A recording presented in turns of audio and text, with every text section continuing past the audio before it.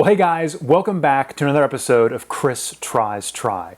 On this episode, I'm going to tell my story, specifically my story pertaining to technology.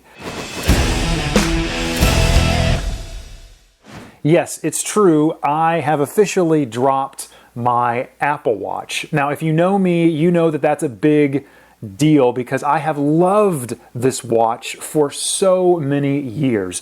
But in order to explain why I've left the Apple Watch for something new, I need to start at the beginning. And so I'm going to tell my story from around 2005. I did not care about fitness. I wasn't really, aware of nutrition. I just ate whatever I wanted. In about 2010, a company called Jawbone. You might remember them. They used to make the little portable Bluetooth speakers that were very, very popular. Jawbone came out with a product called the Jawbone Up.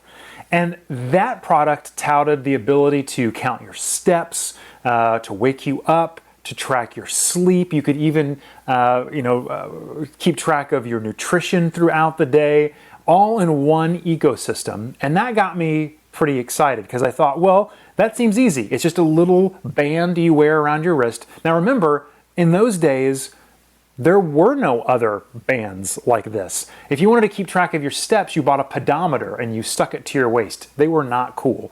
This looked cool. There wasn't a screen on it. There's just a little button. You wore it all day. It came in neon green or neon yellow, which is my favorite color. And so I was like, yes, I want that. So my mom actually bought me a Jawbone Up for Christmas, the first generation Jawbone Up, and it never worked. It was completely broken from day one. It wouldn't connect to the app. It couldn't count your steps. The button on it, the one button, would never work. And Jawbone actually recalled all of those products. So I sent it back. It was not a great experience at all. And I didn't like it. It was not fun to use. It was hard, and it was not a great experience at all. A few years later, Nike came out with something called the FuelBand. And that product was awesome.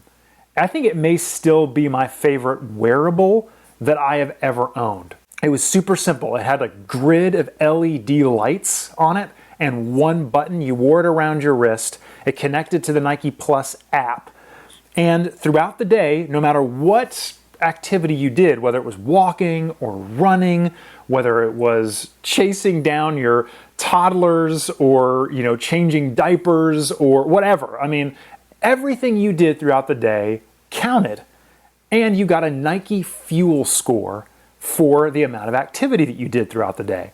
And for me, that was it. That got me hooked. And I realized early on, while having a Nike Fuel Band, that if I went for a run early in the day, I would hit my fuel score, sooner. And so I started doing runs in the morning or runs in the evening, just short thing. I'm talking like a quarter of a mile. I would not go very far at all. It'd be basically a loop around our small neighborhood at the time. And that was it. I was suddenly aware of my movement and I was getting rewarded, however small, in the app for my movement. And so you know where this is going. A few years after that, I believe it was 2015, Apple announced, that's right, the Apple Watch. And Nike partnered with Apple to create the Nike edition of the Apple Watch. So the FuelBand went away and I bought the Apple Watch. And I'll tell you what, I have loved it ever since. They took the idea of closing these rings throughout the day and rewarding you every time you did it to a whole new level. For me, the gamification of fitness is where it was at. I needed back then something to celebrate. And so a goal to have, something to celebrate every day. I knew I was going to exercise 30 minutes. I knew I was going to burn 650 calories, and I knew that I was going to move for those 12 hours that I needed to move. So for me, I had a goal every day. And I hit that goal for 609 days in a row. Yeah, I closed all 3 of my rings for 609 days in a row.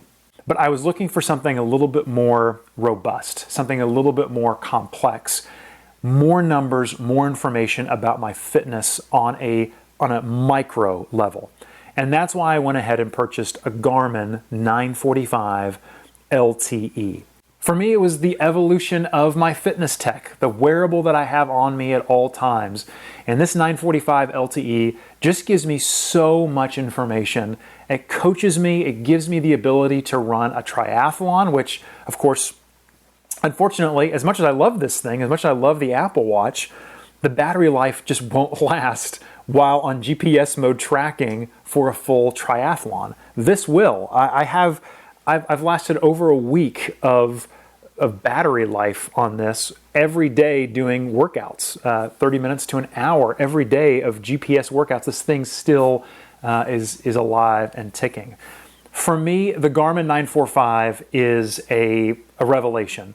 And I'm so excited about being able to take the next step in my fitness and my fitness technology with this guy. So that brings me to today and the few races that I've done over the last couple of weeks.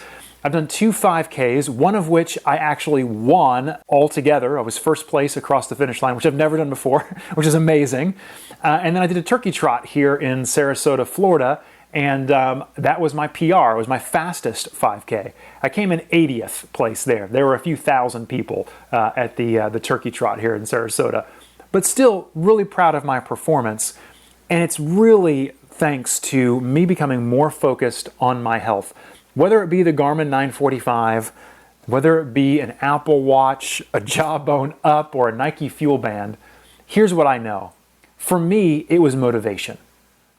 You know, the Garmin doesn't get me out the door with my shoes on running. I have to do that. But this thing motivates me in a way that gets me excited. So my question to you is, what motivates you to get healthier? Thanks so much for joining me, guys, and I'll see you next time.